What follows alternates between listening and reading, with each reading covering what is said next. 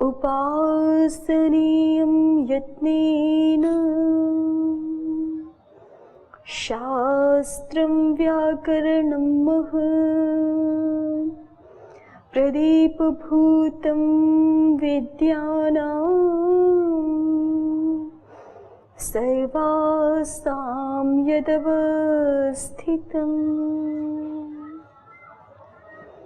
इदमाद्यं पदस्थानं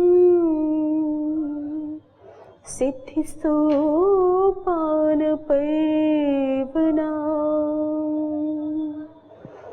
इयं सा मोक्षमाणानाम्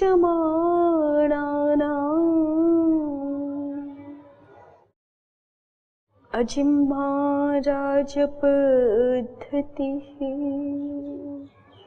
रूपान्तरेण ते देवा विचरन्ति महीतले ये व्याकरणसंस्कार पवित्रितमुखा नराः।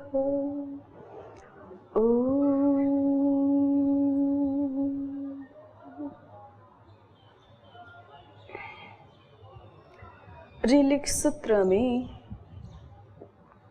काशिकाकार की पंक्तियां देख रहे थे हम। काशिकाकार ने यहाँ पर जिज्ञासु के माध्यम से एक विचार किया है कि हम यहाँ ऋकार का उपदेश क्यों कर रहे हैं। तो जिज्ञासु ने भूमिका के रूप में क्या कहा था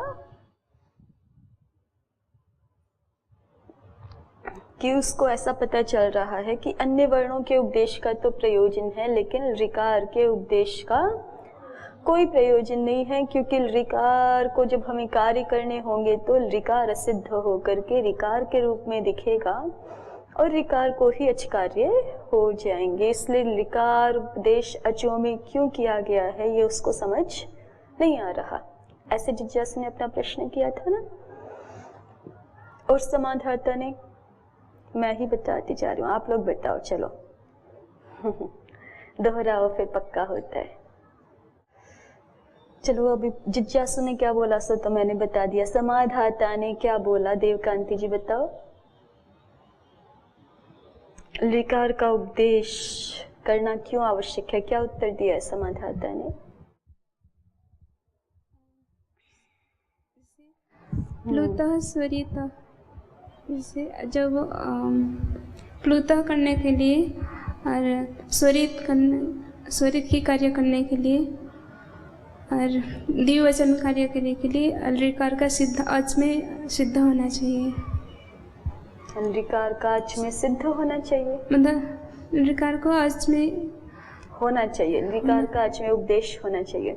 क्यों? जिज्ञासु ने जो बात बोली थी उसने तो बोला था ना कि ऋकार तो कहीं चाहिए, मतलब ऋकार को हमें कहीं कार्य ही नहीं करने हैं। ऋ को जहाँ भी कार्य करने होंगे वहाँ वो असिद्ध होकर के ऋ दिखेगा, और ऋ अचों में पढ़ा हुआ है, ऋ को अच मान के कार्य कर लेंगे। तो ऋकार उपदेश प्लुत आदि के लिए क्यों करना जरूरी है? जब सपादि सप्ताध्यायी में जो कार्य करेंगे तब वो असिद्ध हो जाएगा, ये तो हो जाएगा। कौन?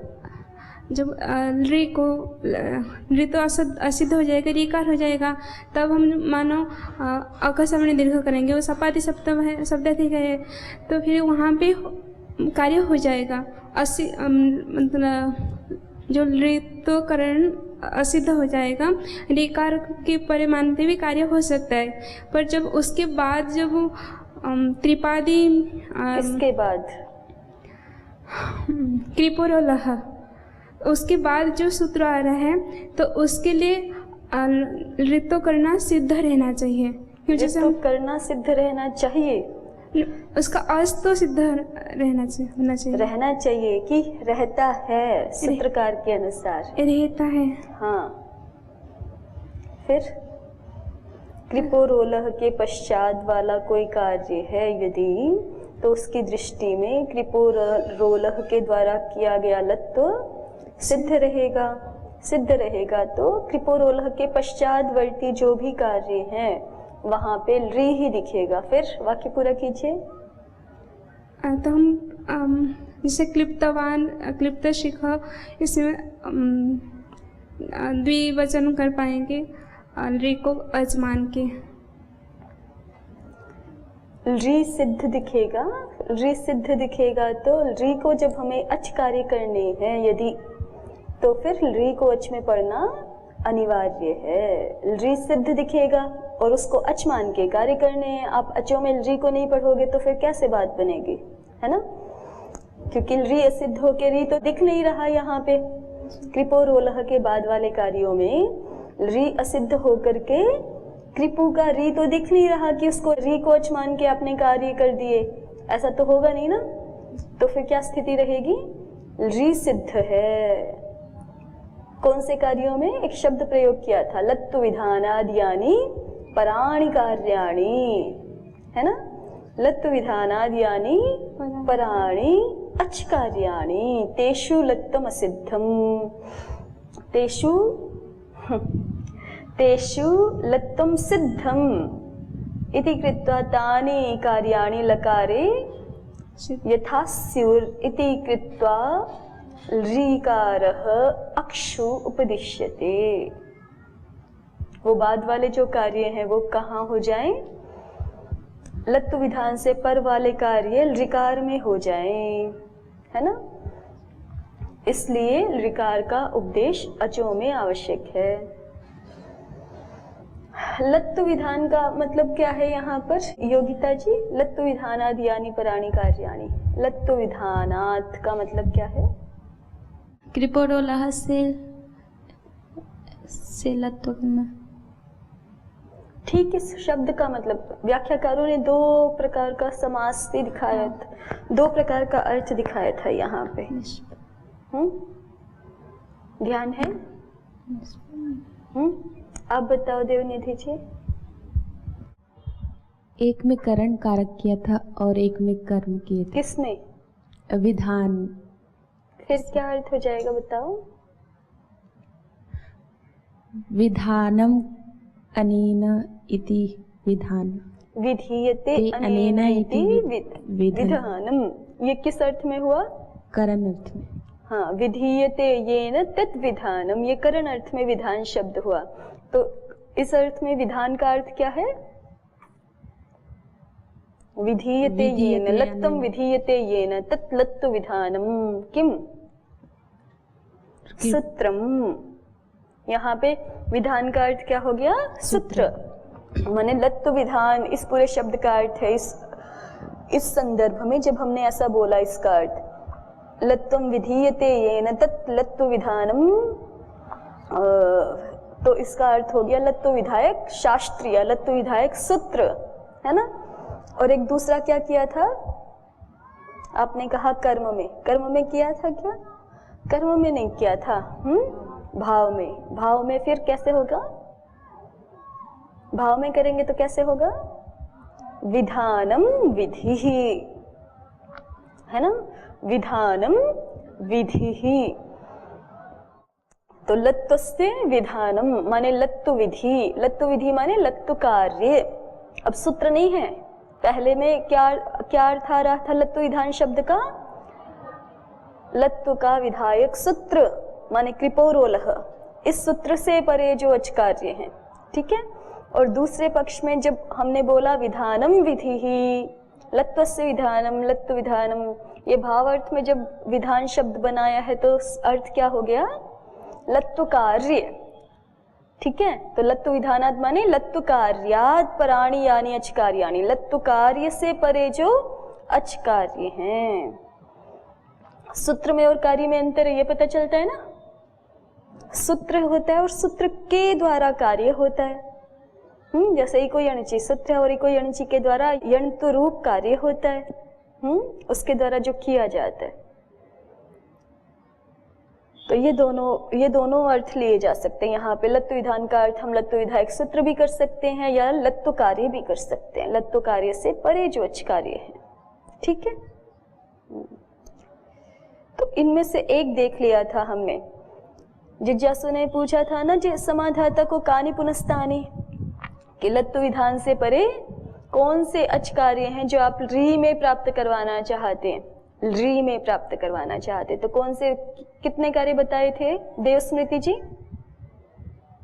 अचकार्य, लत्व विधान से परे अचकार्यों के लिए ऋकार का उपदेश है, ये कहा था ना समाधाता ने। तो जिज्ञासु ने पूछा था कौन से वो अचकार्य हैं, जरा बता दो हमें गिन करके।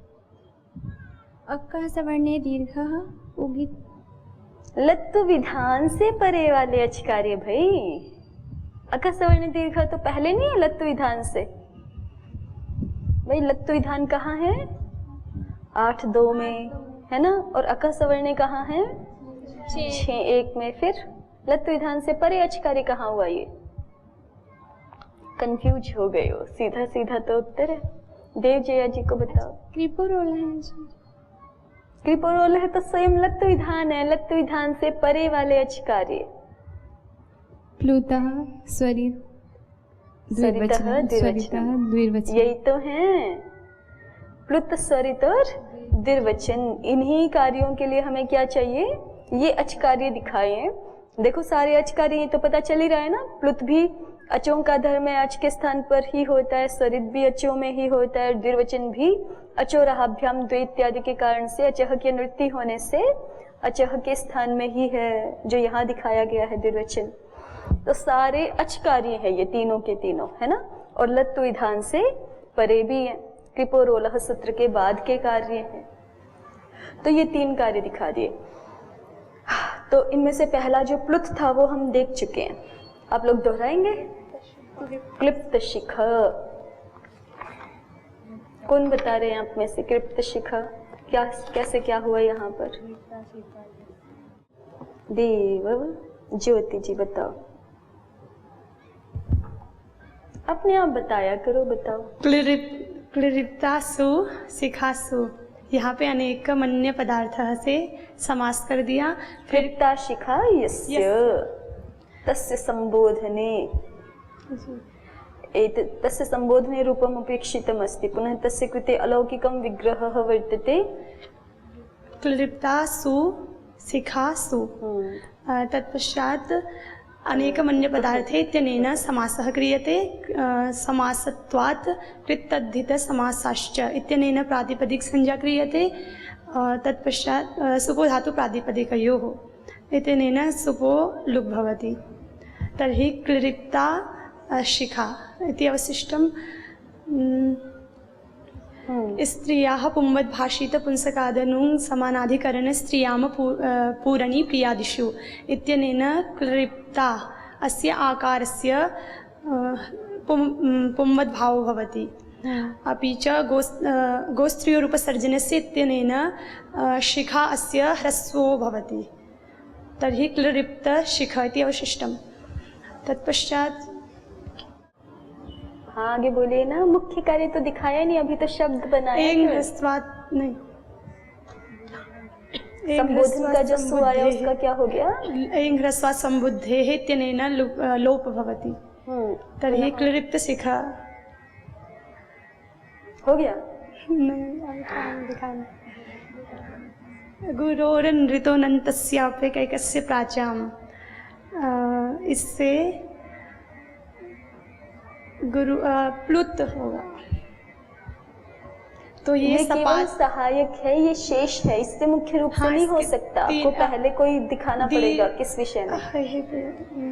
दीर्घ दूराधुते च, इसकी सहायता से गुरोरनृतोऽनन्तस्य दूराधुते च इस विषय में प्लुत प्राप्त हुआ। वो प्लुत वाक्य के अंत्यटी भाग को प्राप्त हुआ, लेकिन गुरोरनृतो सूत्र की सहायता से अन्य अंत्यटी भाग को छोड़ करके जो उस वाक्य में अन्य गुरु संज्ञक वर्ण है, ऋकार को छोड़कर अन्य जो गुरु संज्ञक वर्ण है उनको भी एक एक करके प्लुत उदात्त हो जाता है। ठीक है, ऐसा गुरोरनृतो सूत्र ने कहा प्राच्याचार्यों के मत में। तो तदानुसार गुरोरनृतो इस सूत्र के अनुसार हम यहाँ पे क्लिप्त शिखा में जो गुरु संज्ञक है कौन?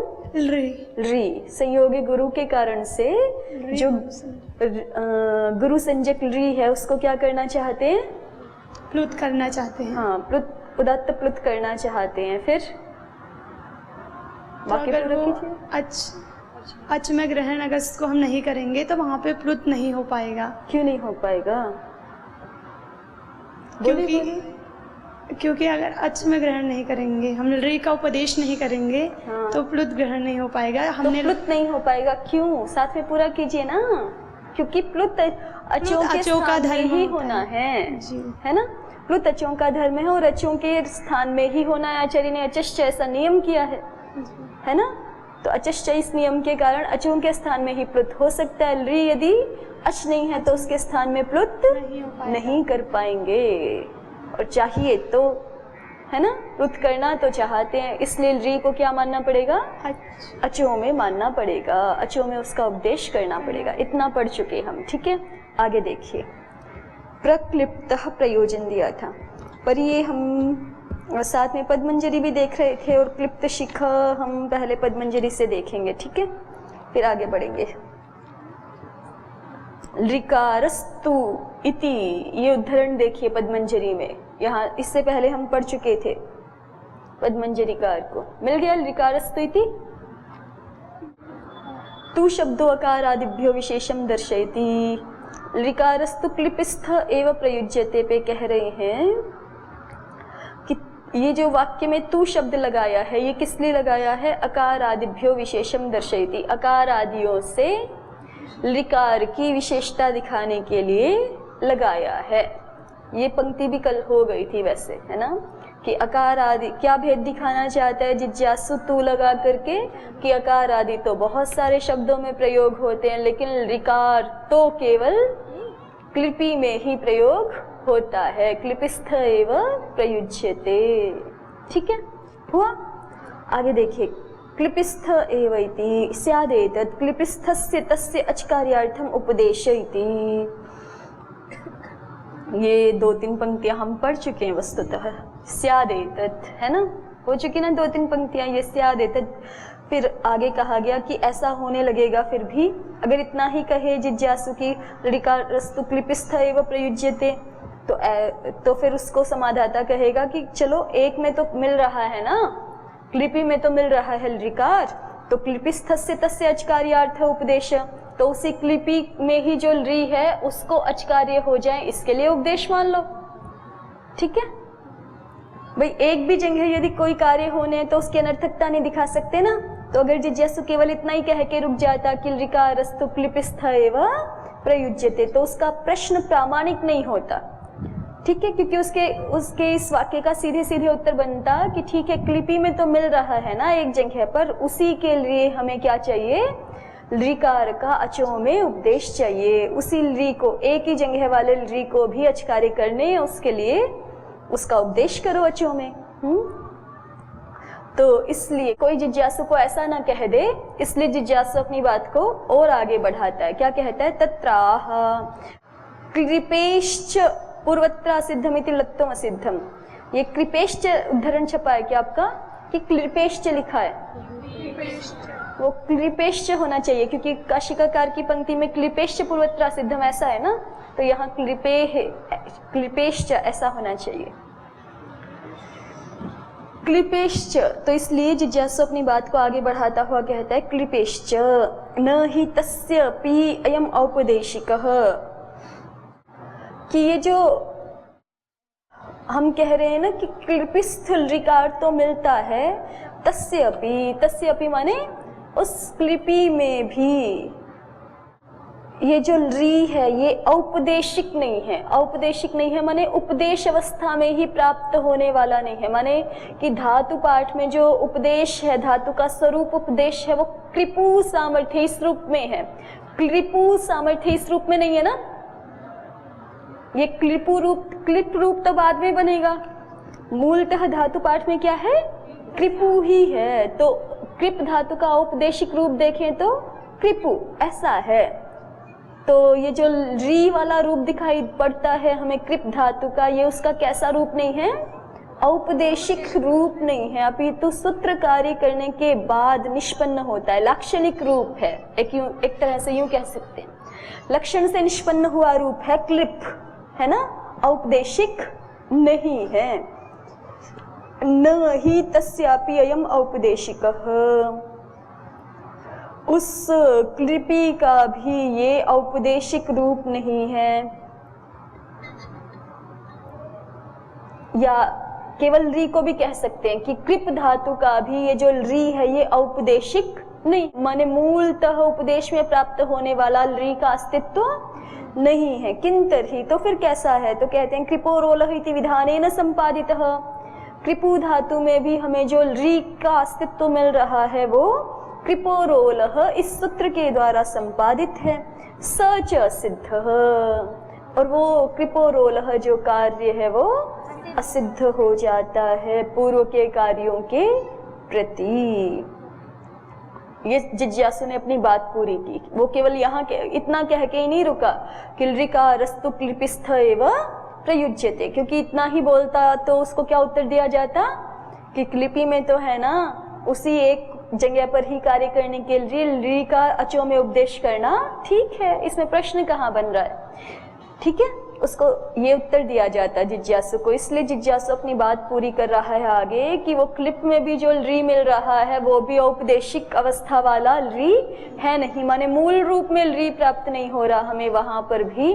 वो री तो लाक्षणिक है, पूर्वत्र सिद्धम इति लत्तम असिद्धम। वहां जो री हमें सुनाई पड़ रहा है वो तो असिद्ध हो जाएगा पूर्वत्र सिद्धम के कारण से। माने उसने अब जिज्ञासु ने आगे बढ़ के क्या दिखा दिया? पहले तो बोल रहा था एक जगह मिल रहा है, अब क्या दिखा दिया कि वो जो दिख रहा है एक जगह वो भी असिद्ध हो जाता है, वो भी नहीं मिलता। तो फिर आपको री को कार्य कहाँ करने ही नहीं है। अब वो अपने प्रश्न को इस स्तर पे ले जा रहा है। पहले कहाँ लेके गया कि अकार आदि तो बहुत सारे हैं, री तो एक ही है, एक जगह पर ही दिख रहा है। फिर उसको ये ना कह दे कोई कि इसी एक जगह के लिए हमें री का अचो में उपदेश चाहिए, तो इसलिए प्रश्न को और आगे ले गया कि वो जो एक जगह पे भी री दिख रहा है वो भी असिद्ध हो जाता है, माने कि हमें कहीं री को कार्य करने ही नहीं है, ऐसा दिखा दिया उसने जिज्ञासु ने। ठीक है, तो जब उसने ऐसा कह दिया ततः किम, और ततः किम यदि वो यहीं पे रुक जाए, देखिए क्लिपेश्च पूर्वत्र सिद्धम इति लत्तम असिद्धम, इतनी ही बात कहे जिज्ञासु तो भी फिर उसकी बात पूरी नहीं होगी कि लत्व सिद्ध हो जाता है। तो भी फिर समाधाता उससे प्रश्न कर सकता है ततः किम, इससे क्या कहना चाहते हो? लत्व सिद्ध हो गया है तो है ना क्लिप में, असिद्ध हो गया का मतलब क्या है, क्या कहना चाहते हो? बात पूरी करो। तो फिर उसको आगे कहना पड़ेगा तस्य सिद्धत्वाद् ऋकारे एवाच कार्याणि भविष्यन्ति, माने ये पूरा उसको बोलना ही पड़ेगा। इसलिए उसने बीच में बिना समाधाता को एंट्री दिए खुद ही सारी बात पहले से ही बोल दी, ऐसा दिखा रहे हैं। ठीक है, इसमें इतनी मुश्किल बात कुछ नहीं है, पर बस ये है कि टीकाओं का अपनी व्याख्या करने का एक तरीका होता है। सो वो एक एक स्टेप को दिखा रहे कि समाधाता ने इस प्रश्न का ये अंश बोला तो क्यों बोला, अग्रिम अंश बोला तो क्यों बोला, ऐसे एक एक करके दिखा रहे हैं। आचार्य जी दोनों प्रश्न एक जैसे ही लग रहे हैं। कौन से दोनों प्रश्न? पहले तो री क्यों पढ़ दिया, कहाँ ये पहले प्रश्न में पहला प्रश्न कहाँ है, ऋकार क्यों पढ़ दिया? ये प्रश्न ही अंतिम में जा करके आ रहा है, किमर्थम ऋकार उपदिश्यते। पहले तो सारी इसकी भूमिका है ना, प्रश्न कुल मिला के एक ही है, पहला दूसरा कहाँ है? बात पूरी करो, क्या कहना चाह रहे हो? देखो इसमें देखो ना, सबसे अंत में लिखा है किमर्थम ऋकार उपदिश्यते, उससे पहले ये सारी पंक्तियां हैं। अकारादयो वर्णाः प्रचुर प्रयोग विषयास्तेषां सुज्ञानम उपदेशे प्रयोजनम, ऋकारस्तु क्लिपिस्थ एव प्रयुज्यते, क्लिपेश्च पूर्वत्र सिद्धम इति लत्तम असिद्धम। ऋकारस्तु क्लिपिस्थ एव प्रयुज्यते, क्लिपेश्च पूर्वत्र सिद्धम इति लत्तम असिद्धम, तस्य सिद्धत्वाद् ऋकार एव अच कार्याणि भविष्यन्ति, किमर्थम ऋकार उपदिश्यते। सबसे अंत में जाके प्रश्न कर रहे हैं ना, किमर्थम ऋकार उपदिश्यते। तो ये एक ही प्रश्न है कुल मिला के। बात ये हो रही है कि उन्होंने पहले अकारादयो वर्णाः एक एक पंक्ति पे, जैसे आप पद कृत्य करते हैं ना सूत्र का कि ये पद क्यों बोला, ये पद क्यों बोला, ये पद क्यों बोला, ऐसे ही यहाँ पे पद मंजरीकार करके दिखा रहे हैं कि जिज्ञासु ने अकारादयो वर्णाः इस पंक्ति से अपनी बात क्यों प्रारंभ की, है ना। सबसे पहले ये दिखाया, क्यों प्रारंभ की इससे बताना, कल देखा था ना, क्यों? ताकि उन प्रश्न न हो जाए कि आपने ऋकार ही पहले क्यों बोला, आकार क्यों नहीं प्रश्न किया, केवल आक्षेप किया जी, है ना। समाधाता अगर वो अकारादयो वर्णाः ये पंक्ति नहीं बोलेंगे तो थोड़ी अस्पष्टता रहेगी, और समाधाता जिज्ञासु से ही प्रति प्रश्न कर सकते हैं कि आप सीधे जो है वो ऋकार के बारे में ही क्यों आक्षेप कर रहे हैं, अन्य वर्णों के बारे में क्यों नहीं आक्षेप कर रहे हैं, है ना। ऐसा प्रश्न ना कोई करे, तो इसलिए पहले ही बोल दिया कि अकार आदि वर्णों का प्रयोजन तो हमें समझ आ रहा है, ये है प्रयोजन। फिर दूसरी पंक्ति क्यों बोली, ऋकारस्तु क्लिपिस्थ एव प्रयुज्यते, वो अन्य वर्णों से ऋ का भेद स्पष्ट करना चाहता है जिज्ञासु कि मुझे अकारादि वर्णों के बारे में तो ये स्थिति दिखाई पड़ रही है, अकारादयो वर्णाः प्रचुर प्रयोग विषयाः तेषां सुज्ञानम उपदेश प्रयोजनम, लेकिन ऋ तो अलग है, वो केवल एक ही स्थान पर हमें प्राप्त हो रहा है, अन्यत्र प्राप्त ही नहीं हो रहा। ठीक है, तो फिर एक इतना ही बोलता यदि ऋकारस्तु क्लिपिस्थ एव प्रयुज्यते, तो भी प्रश्न बना रहता कि एक स्थान पे तो है, उसी को कार्य करने के लिए ऋ का अचो में उपदेश करो। तो इसलिए आगे बोला कि नहीं, वो जो एक स्थान पे है वो भी असिद्ध हो जाता है। बस इतनी ही बात बोलता यदि जिज्ञासु की वो असिद्ध हो जाता है, तो भी समाधाता उससे पूछता कि क्या हो गया फिर असिद्ध हो गया तो, पढ़ा तो है ना, क्लिपी मिलता तो है ना हमें, असिद्ध हो गया तो क्या हो गया। बात पूरी करवाने के लिए पूछता फिर से, तो फिर जिज्ञासु को फिर बोलना पड़ता तस्य सिद्धत्वाद् ऋकारेव अचकार्याणि भविष्यन्ति। ये सारी बातें उसको क्रमशः बोलनी आवश्यक थी ना, वही दिखाया यहाँ पे कि उसको एक एक बात क्यों बोलनी आवश्यक है। और अंततः फिर प्रश्न बनेगा कि किमर्थम ऋकार उपदिश्यते, जब ऐसी ही बात है, जिज्ञासु ये समझ रहा है कि ऋकार में ही अचकार्य हो जाएंगे, इसलिए अब उसका प्रश्न बनता है कि जब ऋकार में ही सारे अचकार्य हो जाएंगे तो फिर ऋकार को अचो में क्यों पढ़ना, है ना। ऋकार को अगर कहीं अचकार्य कराना ही नहीं तो क्यों पढ़ना। तो फिर समाधाता क्या दिखाता है, जिज्ञासु की दृष्टि जहाँ नहीं गई, जिस कारण से प्रश्न बन रहा है। प्रश्न तभी बनता है ना जब हम किसी वस्तु के सारे पहलू नहीं देख पाते, कुछ ना कुछ हमसे छूट जाता है, कुछ ना कुछ हमारी दृष्टि से बच जाता है, कोई पक्ष अनदेखा रह जाता है, तब संशय उत्पन्न होता है, तब प्रश्न बनता है। तो जैसे जिज्ञासु ने यहाँ ये देख लिया कि विकार में सारे अचकार्य हो जाएंगे, तो साथ में एक पक्ष छोड़ दिया ना कि मैं जो असिद्धत्व दिखा रहा हूँ वो केवल पूर्व कार्यों के प्रति ही होगा, ऋ का जो मैं असिद्धत्व दिखा रहा हूँ वह पूर्व कार्यों के प्रति ही होगा, पर कार्यों के प्रति नहीं होगा।